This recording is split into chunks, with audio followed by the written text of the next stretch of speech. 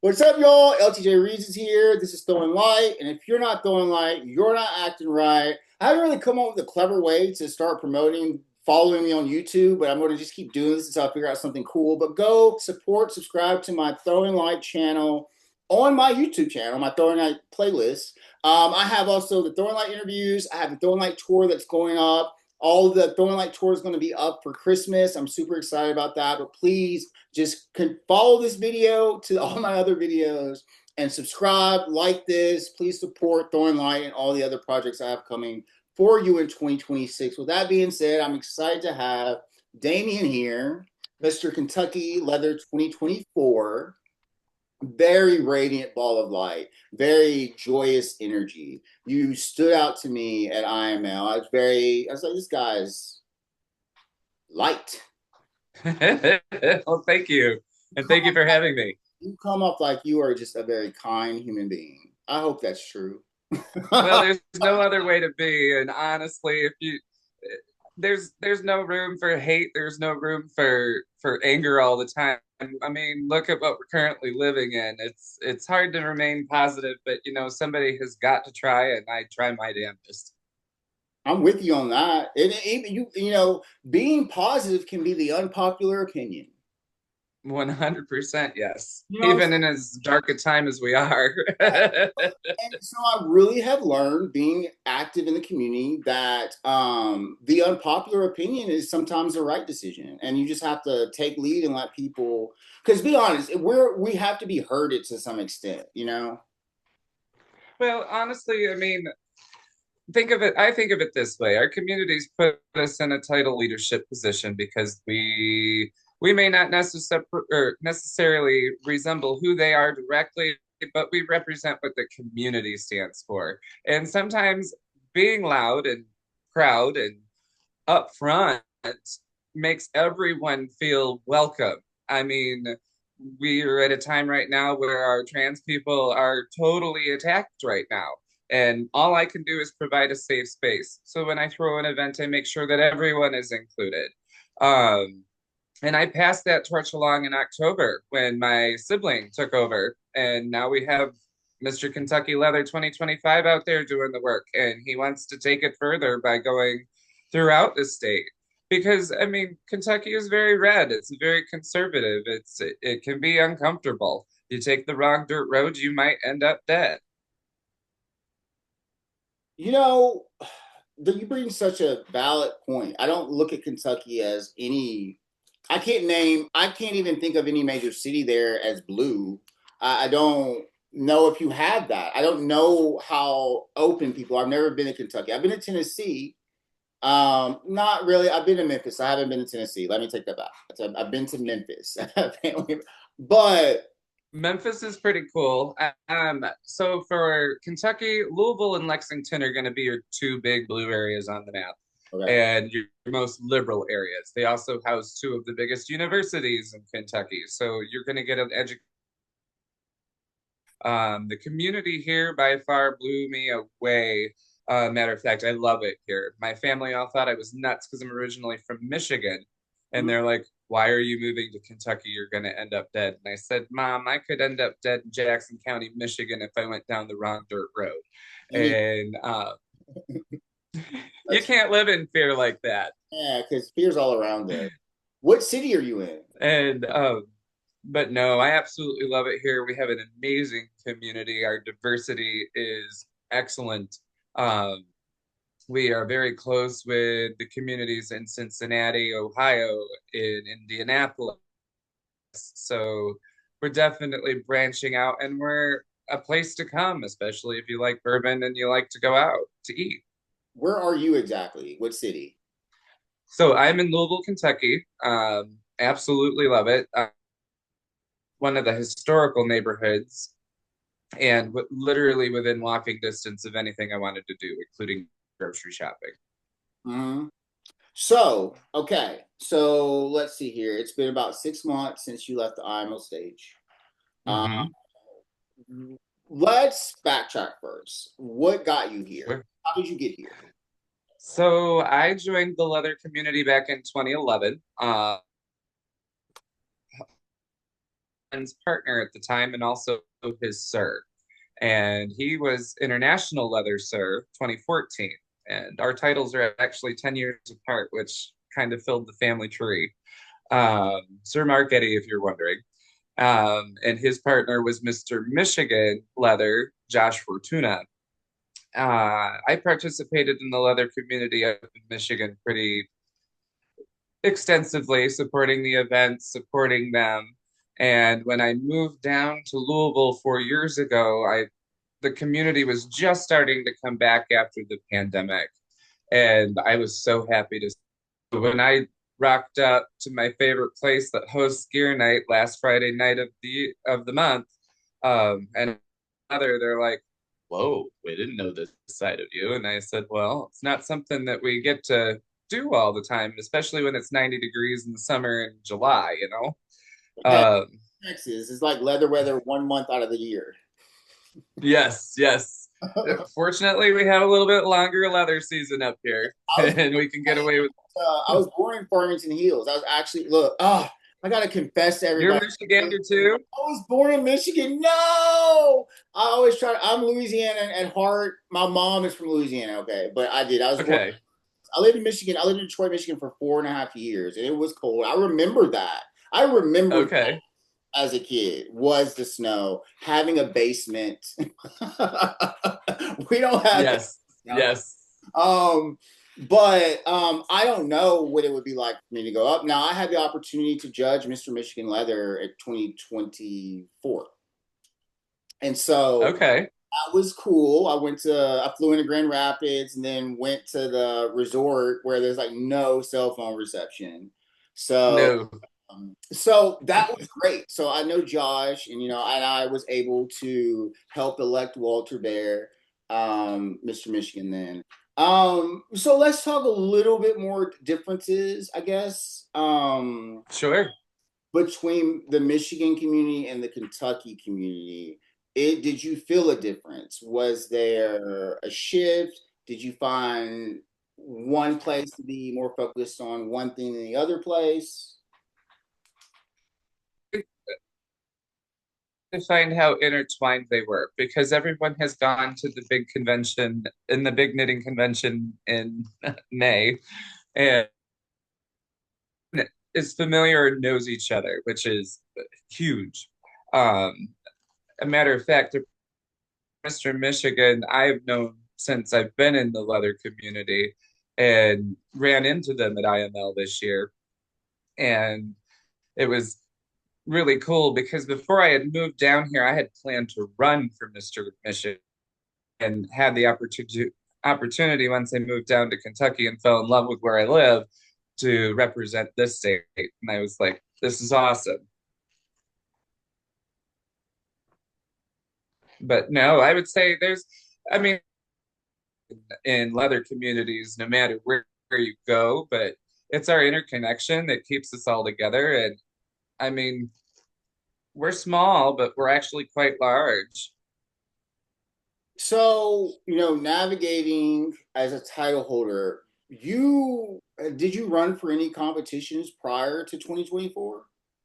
No, So, you have been in community for 13 years. Tell me why. Why? it was my time. It was something I was finally ready for. I mean, down here, bringing back the community was my main focus. I mean, we had a couple of diehard people that were wanting to bring it back. It was just after the pandemic, and about, and then it started to grow, and it was the snowball effect. People were starting to bring their friends, and then we got the critters involved. So now we've got the pets all over, and this is awesome because they're huge supporters. The Sisterhood of the Derby City Sisters, the Sisterhood of Perpetual Indulgence chapter here, they're actually growing because awesome. It's a ripple effect, if you will. A ripple effect. What has been your more passion, well, I mean, look, we all should have a universal understanding that trans people need to be our priority number one. Okay. And 100%. you know, almost all my guests we're talking about that. But what I'm curious is outside of that, what are you passionate about? What did you want your title year to be like and your post legacy? So originally, I went into my title year with the platform of safe sex awareness and HIV prevention, which was something I was very active in when I was in Michigan.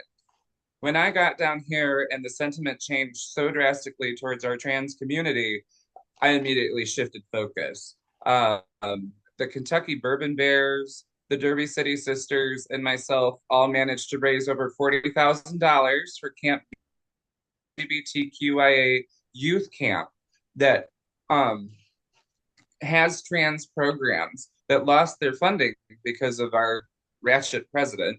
And I can say that, can I?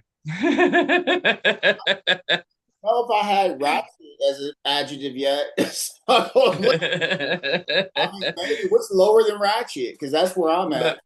But we really had the community show the love and everyone come together and raise the money. We actually work together to raise it for the next year and a half so that way they're not going to run into this next year. The kids will still have a place to go.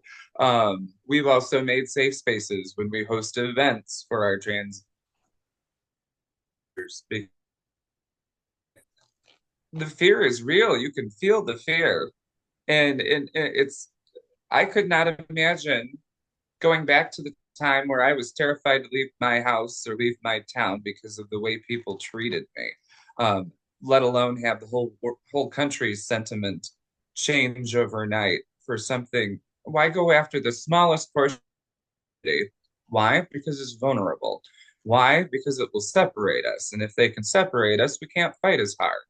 Well, we're not being separated.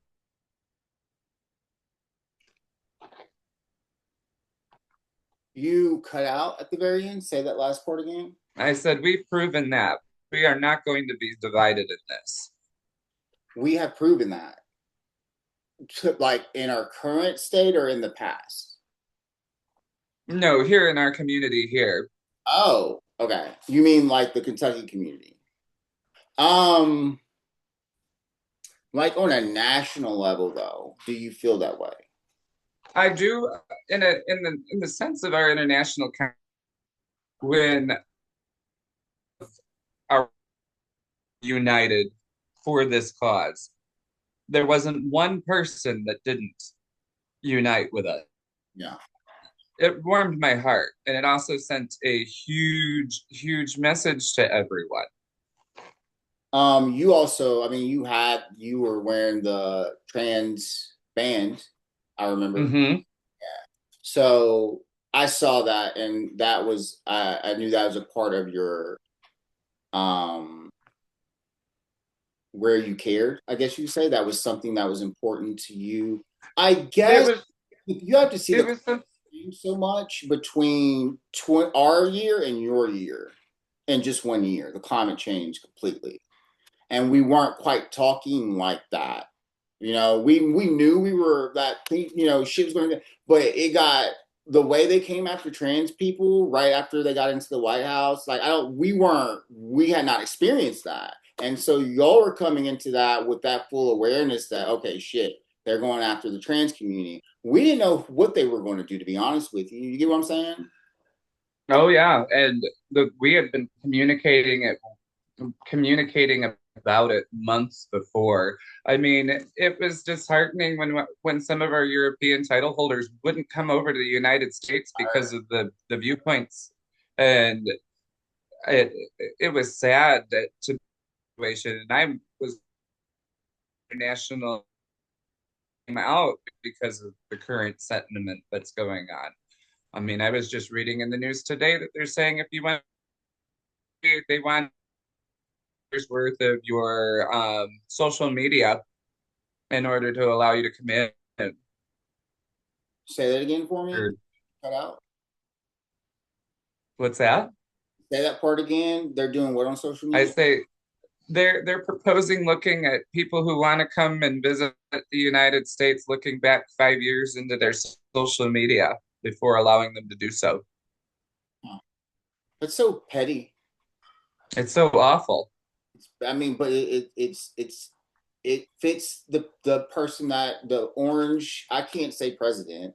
The orange sexual predator, convicted, awful criminal, all the things. The worst, probably the worst criminal president in American history. I don't know. We'd have to look back at like um that dude in the 20s. I forgot his name. Anyways, there's a guy. Oh, Calvin Coolidge. Was it Calvin Coolidge? nah, right up there with Richard Nixon. So, so well, then there's Andrew Johnson. I think Andrew Johnson is like my enemy. I want to fight him because he like literally went reverse. Like, and we have a lot of problems we have today because of him, like the Ku Klux Klan and all that shit. All right, so but the Yeah. average person doesn't know what we're talking about, Damien. They don't know these presidents. They don't know them. They don't know what we've been through in our American history because they don't read. Um, No.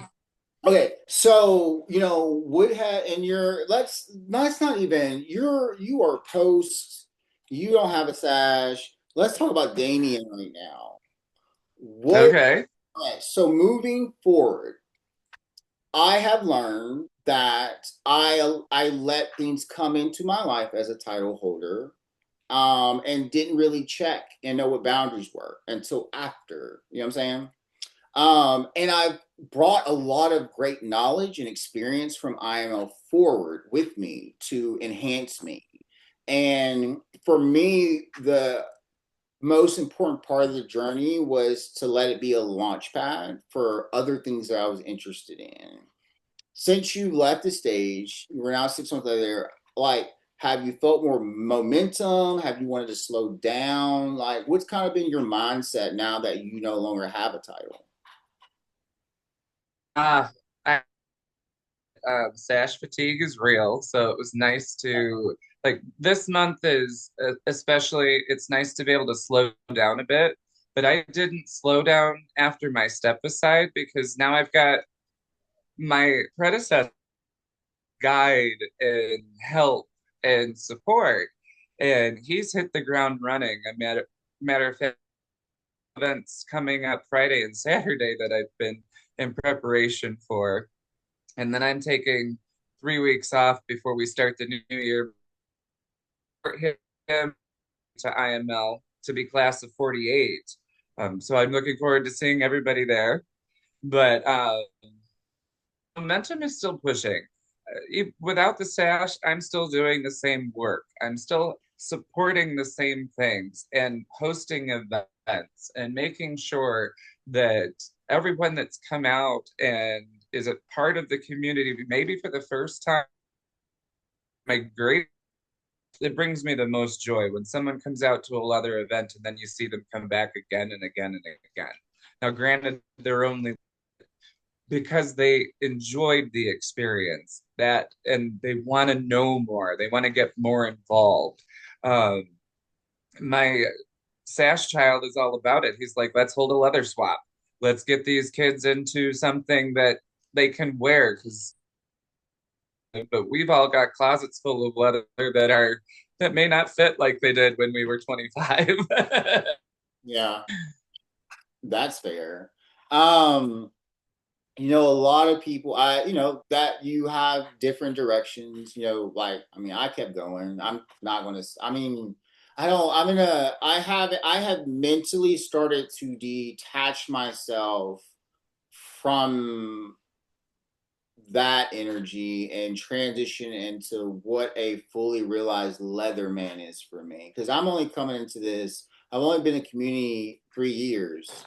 And within the first year, I got a sash. And then a year and a half, I went to IML. So,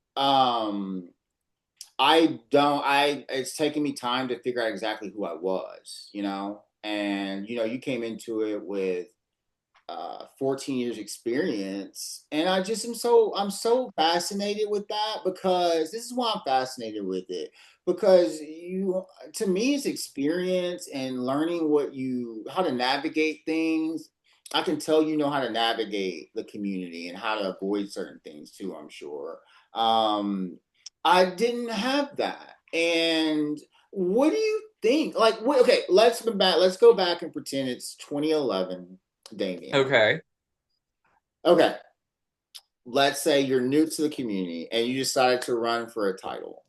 Then, so Ooh, like a year into the so so Damien at the beginning of his leather career and Damien at like 14 years later, what has changed? Like I'm just so fascinated with growth, and just and I'm a little envious of people that have like to me you seem very comfortable in who you are. So let me be honest with you because this is well, it's not even being honest. Let me be real with you. If I could do it again, IML first as a observer Yeah. before I had attempted to compete. Uh, I thought I had seen a lot before going to IML.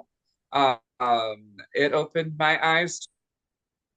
Uh, would have to say that my personal growth was 100% more than I had anticipated after stepping on that stage and going through as a competitor. I mean, I lost 6 pounds in the 5 days I was there just because we were running and pushing so hard. But I had throughout the exhaustion, I had time to have a good time and actually enjoy myself in between everything. Um, I would not recommend that my first year in this in the leather community to be the year that you run for a title. You need to take the time to build the relationships with the people in your community before you make that decision. I think that's why I waited until or I was 3 years into Louisville because people that were supporting me for here. Um, and make sure that this was something I wanted to do and couldn't be prouder that I did it. So, you say you're going to keep on doing the things that you're doing and focusing on your legacy. Um, what are some of the leather events that you have been to before you were a title holder? Goodness. So several other and they hosted leather events before I was the title holder down here in Kentucky. I had never been to an international leather event, and I am looking forward to checking out Folsom Berlin Cool. and hoping to do that next year. Um, I have been to North American Bear Weekend, which is similar. It's kind of leather adjacent for the bear community. Um, there's also Claw that I've attended. That was a really good time. Again, don't tell anybody. It's what I favor. It's a Claw LA, but I have not been to the real Claw. I don't know. Well, the original Claw, where Claw is held in Cincinnati. Have you been to Folsom out in California? No, but I've been to Dory. I still want to check out Folsom out in California too, and we've got some great title holder friends out there that are amazing that I'd like to see while I'm there. I've been to Dory too. But I went 2023 and 2024, and that's just on a Sunday. oh, nice. Mm. I That, mean, you can plan I, your whole social. it's Folsom Light, I believe. Like diet. I don't know. I don't know. Not so much the go big or go home kind of thing. Look, I am so when it comes to those like events that are more like tipped towards kink or sex, those that's not my strong suit, really. I don't ever do I like I'm mostly invested in education and community and unity. I do enjoy the open mindedness or the non judgment that we have in spaces like that. But my emotions and the way I think are so weird. I mean, I'm very demisexual, and that affects so many things. And I can't just go up in a public space and let go. You know what I'm saying? What I'm saying, I can't. Okay. And like, because our class, one of our people, I had put together like a little dungeon or something like that, and invited everybody to come. And for me, my Elmo siblings feel like siblings. Like I don't want to be. I don't, no offense to any of them, but I'm not trying to be sexual or flirt with, you know. I Okay. love them, and I want them to all know I love them, but they do feel like siblings. So, There's nothing wrong with that. And you're not the only one. I mean, there's several members of the community down here that they're in it for the community, the solidarity, the socialization. They're not in it for this. Um, I'm not in it about the sex and cake because I do enjoy those things. no, But I have to be in a safe space. Cake. I think that's the word we're It's looking like, for, safe space. have you ever participated in Austin Kink Week or Kink Weekend? No, that was the first leather competition I competed in. I Really? joined the community of August 2022, and I competed for Mr. Texas in April of 2023, 8 months. Oh, cool. And what did you think? I was so upset. I was so wrapped up in the contest and just nervous that I didn't really get to enjoy myself. The next year, I think I taught at it and I volunteered. I don't know what role I'm going to play in it this year, but they do have the same thing. They have the spaces. I never went. So, but yeah, so there was no Austin. They just opened the Austin Eagle when I competed for Mr. Texas, and I did, Okay. and it makes sense to me why I didn't win. No one really knew me until after I competed in that competition. That was like how everyone came to me, how everyone accepted me when I performed there. Then they opened the Eagle and they made the decision like sometime late summer that they were going to have the title, and they approached me and said you should compete again. So I competed again, and I believe everyone there were five contestants. I haven't seen a contest. Um, that was a very strong Both of my contests had very strong competitors. When I competed for Mr. Texas, you had Beacon, who's Mr. Texas, on there, who's my Sash sibling, and Kevin Hamby and Pedro Coronado. I mean, those are heavy hitters. And then I went into the Austin Eagle competition with a lot of people I respected, and but my narrative was so much different than the first time I competed. My narrative was literally Aaliyah try again. You know what I'm saying? Like it was the dust yourself Hmm. off, and I had grown in that 4 months, 4 months before I competed again, and that's ultimately what got me the sash. You know, so I definitely encourage people to not give up. The time, if you're meant to have it, you'll get it. You know what I'm saying? And you just have to be It all ready. has to, it all has to do true with your authenticity.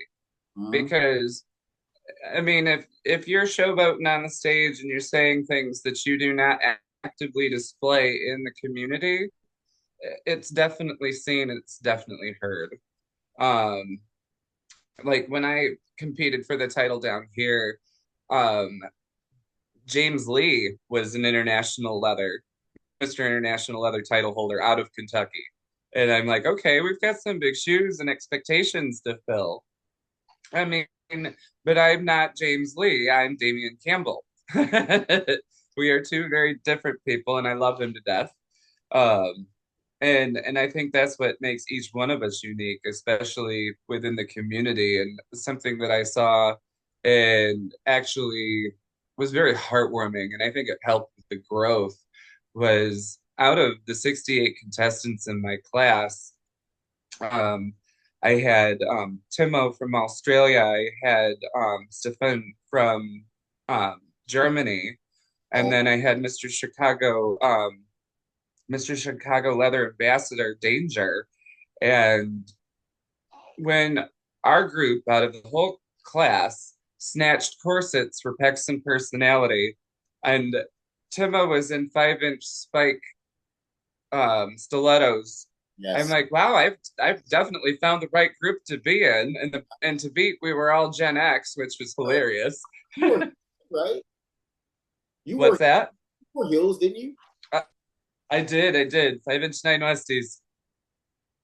I need to. I had to retire them. I think I'm better at walking in heels, but I'm like, you ain't gonna catch me in no stiletto. You shit. I ain't even trying to break No, my props to, my ankle. yeah, Yeah.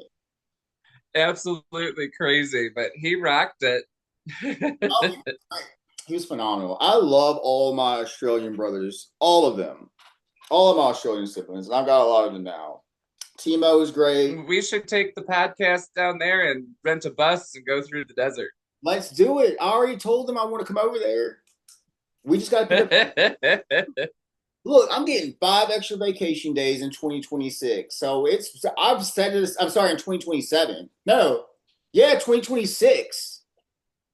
What? No, 2027. Okay. My job, 3 years, you get 15 days off.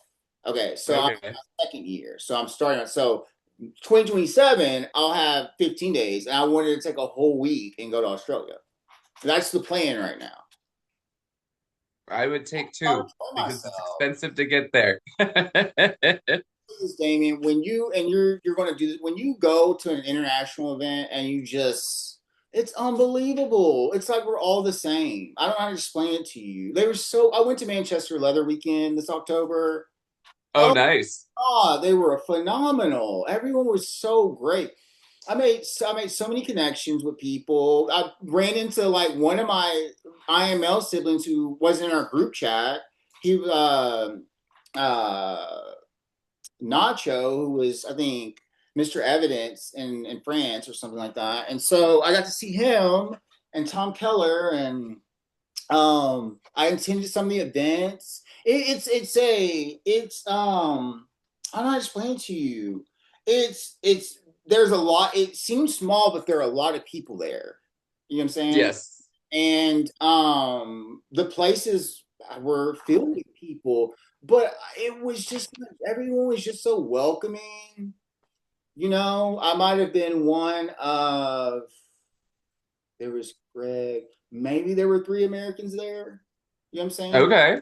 So that was nice. Just to be like, to be actually a solo, well, to not be around all Americans, you know what I'm saying? And still feel community, have people look out for you. And I got to meet all these leather groups. So I look forward to you going to Folsom Europe. And I think I'm going to go back to that again. I would like to do Throwing Light over there actually. But I'm going to start like finding and discovering all these other leather events that exist around our country and the world. And I want to really delve into the leather community and expand my knowledge and in who I am. And you can't do that if you just repeat the same events over and over again. You get what I'm saying? Oh, absolutely not. I think one of the best parts of being a part of this community is like I take my bag of gear everywhere I go if I travel. If I travel for work, if I travel for pleasure. Because if I have a chance to go out and get out, I will definitely go find the opportunity to hang out with our people. Yeah. And you meet some amazing people and then you run into familiar faces that didn't expect to see you. It's just a good time. And it's nice. It's amazing. I may not have won Mr. International Leather, but people recognize me all over the place because they saw me. You And are and that's just leather. We are international leathermen. And that's what I learned by going to that event. You're connected. You're oh, connected 100%. to see that. I felt like an international leatherman going, Exactly. meeting people that knew who I was. People follow Absolutely. media in another country telling me they follow me on social media. It's crazy. It's crazy, but it's real. So, Damien, I've got one last question for you. What is one aspect of our community that you feel that we are just absolutely not giving enough attention to? One aspect of our community that isn't getting enough attention. Oof. I think we're all under a microscope right now, to be honest, as far as outward attention. But as far as inner community attention, reminding ourselves that um, no matter how hard it gets, especially with the world in its current state, that we need to love each other and build each other up and not tear each other down. So, building each other up. I mean, I'm with you there. I'm with you there. I really want to take. Do you feel like when you go to these events and you're on that like high of meeting all these people, you just want the best moments to last, you Oh, know? absolutely. And you get back in your normal environment and you care and you want to give passion and you just want to see everybody work together. That's all I really want. You know what I'm saying? And unfortunately we have to sometimes we're here to be the initiators of that. And a lot of people truly do you this is what I really have come to learn. Bringing people together is a gift. Not everybody can do that. And Absolutely. that has been kind of like my awakening, I think, right now. Because I can go and discuss all these problems, and I try to be very transparent about my feelings and what's going on. But at the end of the day, if I'm the first one to speak up about it, I'm going to be the first person to do something about it. And a lot of people don't know what to do. And I'm starting to like have compassion and understanding that everyone's not like me. Everyone doesn't display their sense of urgency like me. Okay. Because I have Hmm. urgency, and that's what I'm trying to look for. And I feel like when we get caught up on these petty things and this drama, it's distracting us from how great we can be. And I get really, and I want to apologize to anyone that's watching this that I get mad, I get frustrated, but it's because I care. I really, really do care, and I believe in tough love, and I believe in having the best community and the best people, and um, it just things are so much better when we're working together, and Absolutely. if working together is not for you, I'm just trying to question why. Why are you here if you don't want to work together? Well, working together and then the ability to have a discussion where two adult people can have a discussion and come to some kind of understanding, even if they don't agree with each other, without calling each other names and throwing dirt. I mean, let's be honest, when did we lose that compassion? And we can only bring it back by being the example. You're absolutely right. All right, Damien. Well, that brings us towards the end of the show. Phenomenal time with you, of course. I was expecting this to be fun and engaging. Well, I love it when we talk thank you very much for having me. for sure, and the door's always open for a comeback. So you just let me know if you're ever interested. Okay. Sounds good. And So with if that, you would like me on a panel, I'd be happy with that too. so I'm going to give you this task. I'm going to offer this to you, and you tell me if you want to accept it. Okay. Can you put an IML 47 panel together for me for a reunion before your IML? That's 6 months. I will definitely take that to task. Give me a date range you're looking for. You guys need to do it for May. You're gonna have your basically a reunion. So you need to pick six other of your siblings. Done. Well, look, guess we're gonna have Damien back in All he has just the challenge. So we'll be having an IML 47 reunion. You never know what's gonna happen on Throwing Light. All right, Damien, you got one thing left to do. All right. If you're not throwing right, you're not acting right. If you're not throwing right, you're not acting right. That's the second time that's happened though, and I don't know what throwing right is. I hope is it so? Is it But throwing light. Throwing light. like I don't know the right way to throw. I wasn't a big thrower growing up as a kid. All right, y'all. This has been another episode of Throwing Light. Thank you again, Damien, and we are out. Thank you. Have a good one.